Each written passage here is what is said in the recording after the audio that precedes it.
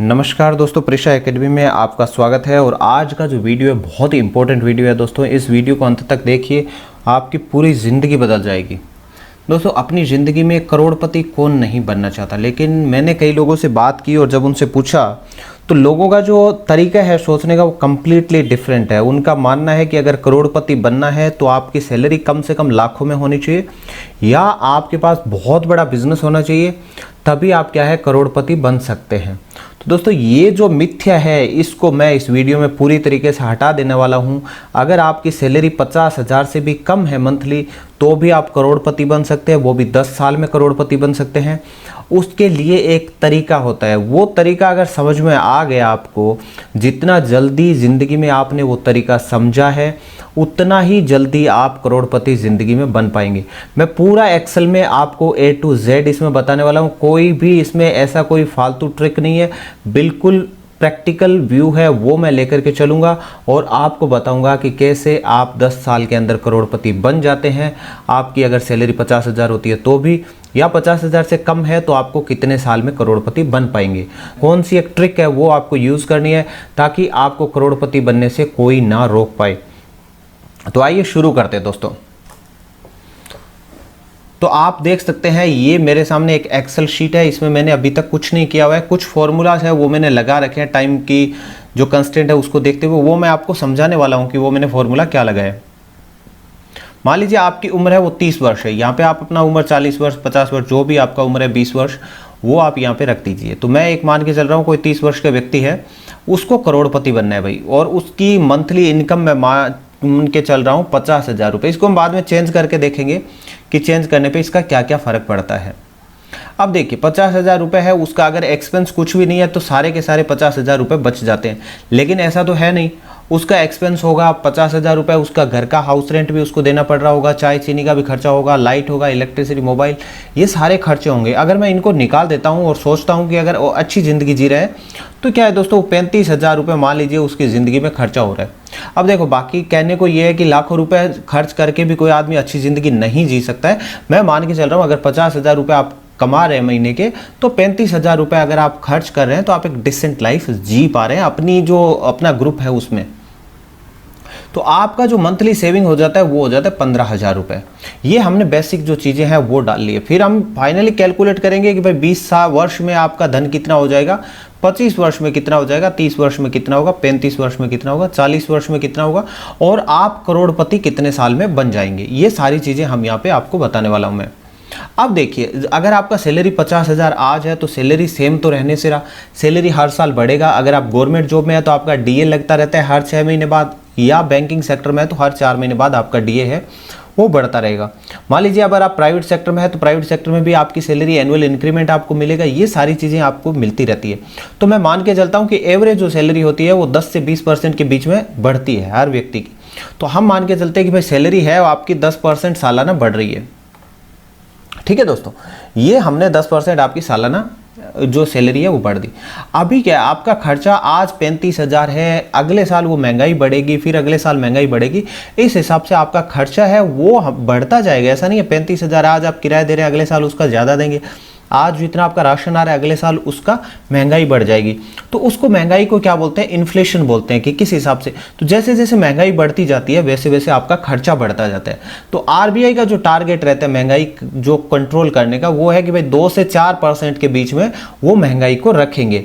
हम मान के चलते हैं कि भाई उनके टारगेट से थोड़ा ऊपर महंगाई मान के, मैं कंजर्वेटिव व्यू लेके चल रहा हूँ यहाँ पे। हालांकि आरबीआई का टारगेट है 2 से 4% के बीच में महंगाई वो रखेंगे। अगर उससे इर्द गिर्द महंगाई जाएगी तो वो अपनी रेट्स को ट्वीक करेंगे और महंगाई को उस 2 से 4% के ब्रैकेट के बीच में ले आएंगे। ये आरबीआई का टारगेट है, तो उनको ये इन्फ्लेशन रखना ही होगा। तो हम मान के चलते हैं कि भाई 4% से ऊपर महंगाई चली गई और आपकी महंगाई है वो 5% चल रही है। अच्छा, अब आप जो 15,000 रुपये है जो बचा रहे हैं, आप हर महीने 15,000 रुपये आपका जो बच रहे हैं उसको कहीं ना कहीं तो आप निवेश करेंगे। उसको निवेश करेंगे तो आपको कुछ ना कुछ तो ब्याज मिलेगा। अब कहाँ पे निवेश करना है, क्या करना है, वो हम बाद में मान के चलते हैं। देखो, निवेश की मैं पहले एक और चीज़ बता देता हूँ। निवेश अगर हम करना चाहते हैं तो यहाँ पे आपको ऑप्शन मिलता है कि भाई आप कहाँ कहाँ पे निवेश कर सकते हैं। तो इसके लिए आप देखिए,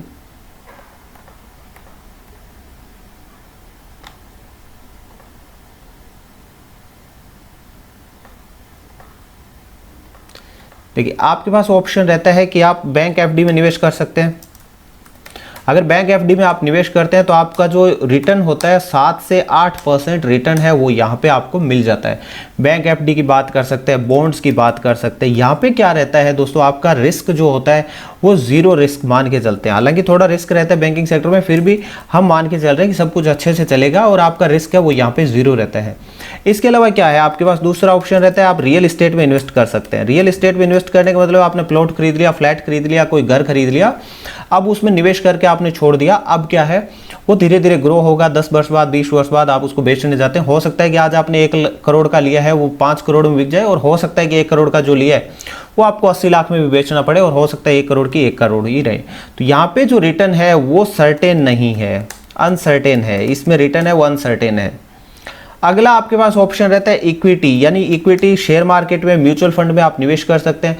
म्यूचुअल फंड में अगर आप निवेश करते हैं, शेयर मार्केट में निवेश करते हैं, तो पिछला जो ट्रेंड निकाल करके अगर हम देखते हैं कि भाई पीछे क्या होगा, फ्यूचर की जो बात है वो अनसर्टेन है सब जगह, लेकिन हम जो पास्ट जो चीज़ें चल के आ रही है पिछले 20 साल से जैसा चलता आ रहा है, अगर वैसा ही आगे चलता रहता है तो क्या होगा, यही हम मान के चल रहे हैं। बैंक एफडी भी मैं उसी हिसाब से लेके चल रहा हूँ कि 7 से 8%।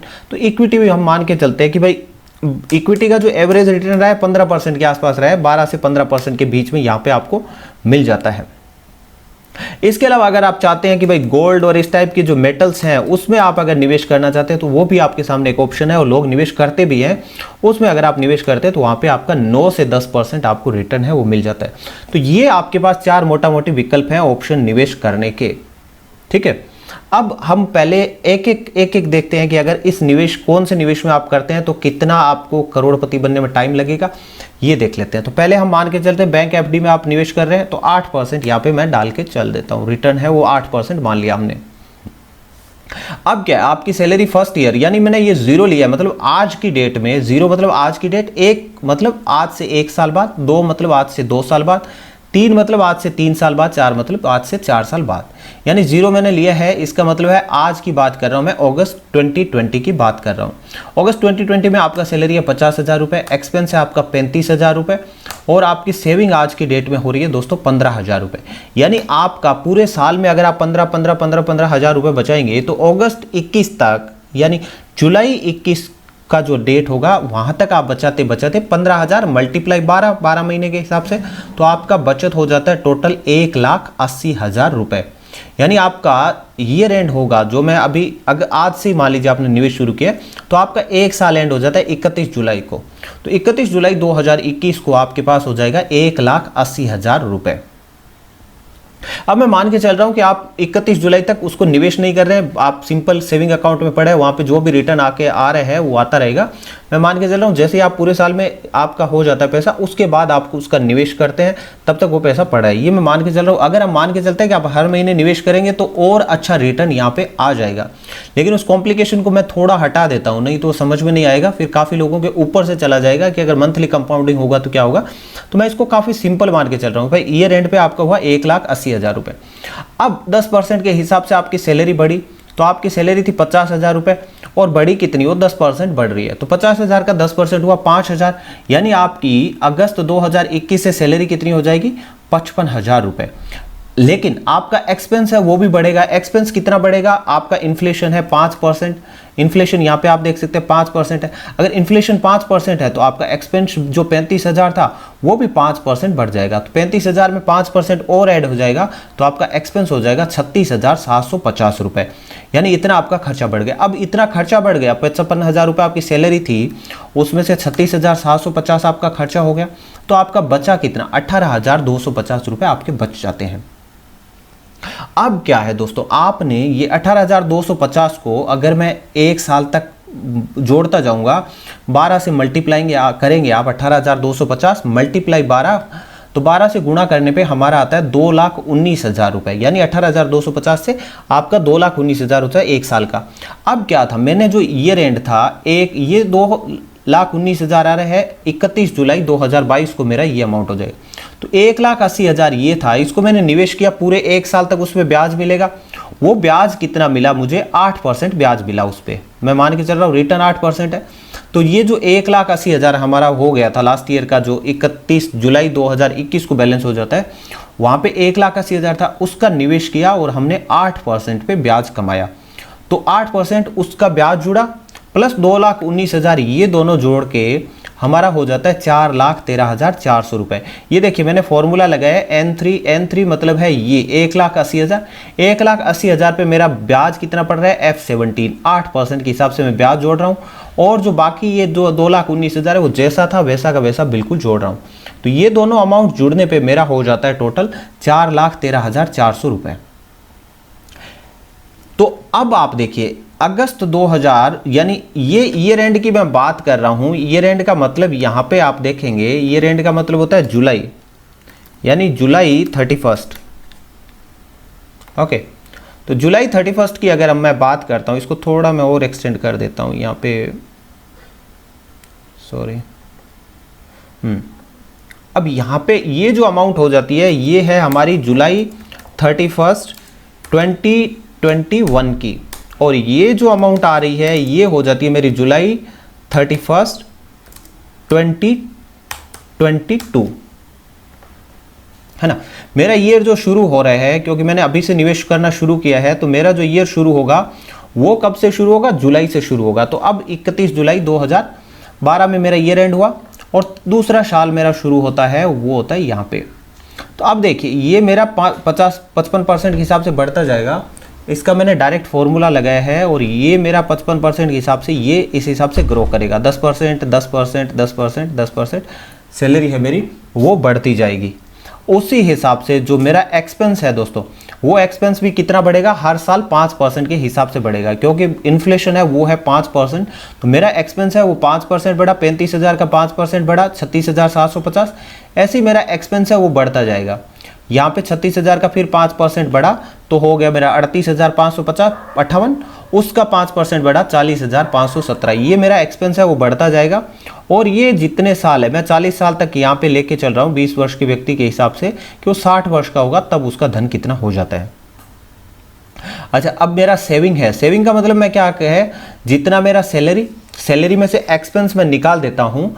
सैलरी मेरा यहाँ पे देखिए 65,000 है, एक्सपेंस मैंने निकाल दिया 38,558 रुपये, तो मेरा जो सेविंग होगा वो यहाँ पे आ जाएगा। इन दोनों का जो डिफरेंस होगा वो मेरा बचत है।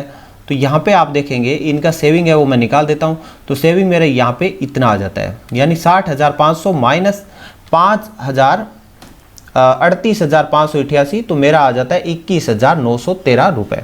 सिमिलरली एनुअल सेविंग मेरा जो होगा वो क्या होगा, इसका मल्टीप्लाई कर रहा हूँ मैं 12 से। यहाँ पे आप देखिए 15,000 को मैंने 12 से मल्टीप्लाई कर रहा हूँ, ऊपर आप फॉर्मूला यहाँ पे देख सकते हैं L3 × 12, तो 18,252 को 50 को भी ऐसे मल्टीप्लाई किया, 21,913 को भी मैं ऐसे ही मल्टीप्लाई करता जाऊँगा। तो ऐसे ही मल्टीप्लाई करूँगा तो पूरे साल का मुझे जो मेरी सेविंग होती है वो यहाँ पे निकल के आ जाती है। तो इस हिसाब से मेरी सेविंग पैटर्न चलता रहेगा। अब आता है कैलकुलेशन कि मेरा जो बैलेंस है वो किस हिसाब से बढ़ेगा at the end of the year. At the end of the year का मतलब है मेरा ये जो बैलेंस था ये तो पूरा एक साल के लिए बढ़ेगा, और साथ में जैसे ईयर एंड होगा तो ये पूरे साल में जितना मैंने कमाया होता है ये और इसमें जुड़ जाता है। फिर अगले साल वो भी ब्याज कमाएगा और ये नई अमाउंट है वो जुड़ जाएगी। अब देखिए यहाँ से इसने ये ब्याज कमाया, ये इसका एक साल का ब्याज कमाएगा ये, और ये जुड़ गया, तो ये दोनों जुड़ के यहाँ पे अमाउंट आ जाती है। तो इस हिसाब से मेरा ये अमाउंट है वो ग्रो करता जाता है।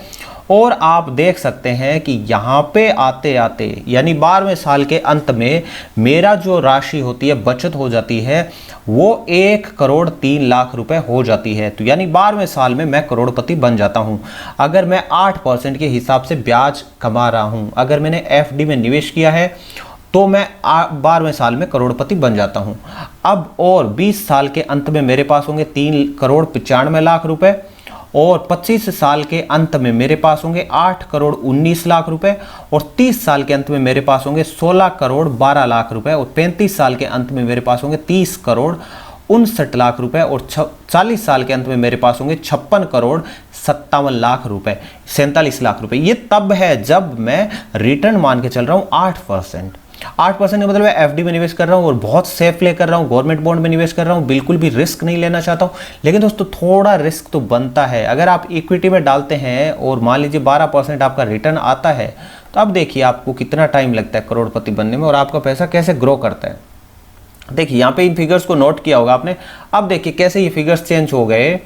अब देखिए आपका जो 40 साल में पैसा हो जाता है 105 करोड़ रुपए हो जाता है 40 साल में। अगर आप 12% के हिसाब से निवेश करते हैं तो 105 करोड़ रुपए, यानी अगर आपने 20 साल की उम्र में निवेश करना शुरू किया और 40 वर्ष तक ईमानदारी से 15,000 रुपए जितना भी आपका बचत होता है उसको निवेश करते गए तो आपका जो पैसा बन जाता है 105 करोड़ रुपए बन जाता है। मैंने कुछ नहीं किया, यहाँ पे आप देख सकते हैं बिल्कुल कैलकुलेशन है। अगर आपको चाहिए ये कैलकुलेटर तो आप मुझे ईमेल कर सकते हैं prishaacademy@gmail.com पे आप ईमेल कीजिए। कमेंट बॉक्स में कमेंट लिखिए भाई आपको ये कैलकुलेटर चाहिए, मैं कैलकुलेटर भेज देता हूँ, आप खुद कैलकुलेट कीजिए, आपको पता चल जाएगा कि किस हिसाब से करोड़पति आप बन सकते हैं। दोस्तों ये करोड़पति बनने की जो मिथ्या फैला रखी है ना मार्केट में, वो बहुत बुरी मिथ्या है।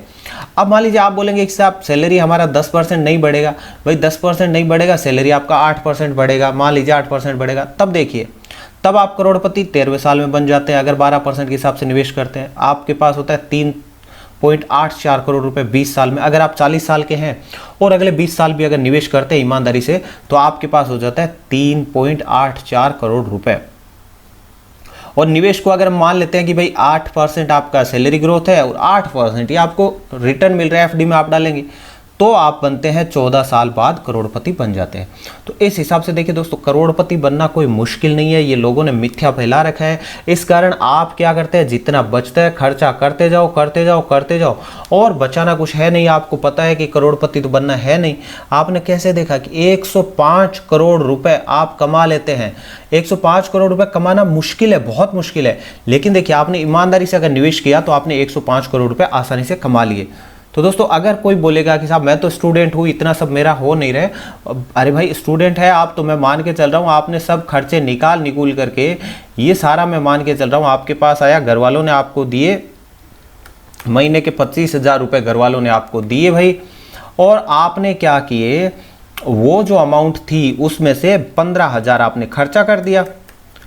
बचाइए, वहाँ भी बचाइए। स्टूडेंट है तो बहुत अच्छी बात है, जितना ज़्यादा निवेश होगा लंबा होगा, अच्छी बात है। स्टूडेंट है आपने 15,000 10,000 आपने बचाने शुरू कर दिए मंथली। देखिए 10,000 आपने बचाने मंथली शुरू किए और आप देखिए यहाँ पे 17 वर्ष में जाते जाते आप बन जाते हैं करोड़पति। देखिए स्टूडेंट करोड़पति कैसे बना ये भी देख लीजिए, 17वें वर्ष में आप बन जाते हैं करोड़पति। तो देख लीजिए यहाँ पे, और यहाँ पे जो मैं मान के चलता हूँ कि भाई आपको जितना घर वाले दे रहे हैं वो फिक्स अमाउंट है, आपका बढ़ने वाला है नहीं, तो मान लीजिए यहाँ पे मैं मानता हूँ कुछ ग्रोथ है नहीं आपका। तो दोस्तों यहाँ पे आपका क्या होगा, जैसे ग्रोथ नहीं होगा तो आपका जो एक्सपेंस है वो बढ़ता जाएगा और रिटर्न है वो आपका कम हो जाएगा, क्योंकि ये 15,000 है वो बढ़ते बढ़ते बढ़ते बढ़ते खर्चा बढ़ता जाएगा। इसलिए क्या है, आपको जो इनकम है वो बढ़ना बहुत ज़रूरी है। अगर आपका इनकम स्टेडी है तो एक दिन खर्चा है वो ओवरटेक कर जाएगा। इनकम चाहे आपका 5% भी बढ़ रहा है तो भी खर्चे को ओवरटेक कभी करने नहीं देगा। तो इनकम आपका है कितना भी बढ़े, बढ़ते रहना चाहिए। अगर बढ़ रहा है तो आप करोड़पति बन जाएंगे, उसमें कोई आपको रोकने वाला नहीं है। तो देखा दोस्तों आपने किस हिसाब से बिल्कुल आसानी से बिना कोई रिस्क लिए भी आप आसानी से करोड़पति बन जाते हैं। ये मिथ्या जो है दिमाग से निकाल दीजिए और आज से ही बचत करना शुरू कीजिए, सेविंग करना शुरू कीजिए। और अगर आप शेयर मार्केट से परिचित नहीं है और आप चाहते हैं कि मैं शेयर मार्केट में कोई वीडियो बनाऊं तो आप मुझे एक कमेंट बॉक्स में लिखिए, मैं शेयर मार्केट में वीडियो बनाऊंगा, आपको समझाऊंगा कि किस प्रकार से आप शेयर मार्केट में निवेश कर सकते हैं और बिना किसी रिस्क के निवेश कर सकते हैं, जैसा कि मैं कर रहा हूं। वहाँ पे बिल्कुल भी जो पोर्टफोलियो है उसमें किसी प्रकार का लॉस लिए बिना आपको निवेश करना है। तो दोस्तों लोगों की मत सुनिए, लोग बोलेंगे आपको करोड़पति नहीं बन पाएंगे, तो मत सुनिए, आप भी करोड़पति बन जाएंगे। तो ये आपने देख लिया। आशा करता हूँ आपको वीडियो पसंद आया होगा दोस्तों, तो प्लीज़ एक लाइक तो आपका बनता है, और अगर कुछ भी आपकी क्वेरी और कुछ हो तो आप प्लीज़ कमेंट बॉक्स में लिख दीजिए। और अभी तक चैनल को सब्सक्राइब नहीं किया तो प्लीज़ फटाफट से चैनल को सब्सक्राइब कर लीजिए। यहाँ पे हम फाइनेंस मनी से जुड़े हुए बहुत अच्छे आइडियाज़ देते हैं, आपका दिमाग खुल जाएगा, बिल्कुल आप फाइनेंशियली इंडिपेंडेंट बन जाएंगे। और बहुत जल्दी मैं एक ऐसा वीडियो डालने वाला हूँ जिससे आप 15 साल के अंदर कैसे फाइनेंशियली रिटायर हो सकते हैं, मतलब आप रिटायर होकर के भी एक अच्छी ज़िंदगी जैसी जी रहे हैं वैसी जी सकते हैं। और सिर्फ 15 वर्ष के अंदर आपको काम करना है, उसके बाद आपको कुछ काम नहीं करना है और आपकी लाइफ जैसी है वैसी ही चलती रहेगी। तो दोस्तों उस वीडियो को देखने के लिए भी आपको क्या करना है, सब्सक्राइब करना है और बेल आइकन पर क्लिक करके रखना है, ताकि जैसे ही वीडियो आएगा आपको पता चल जाएगा। बहुत बहुत धन्यवाद।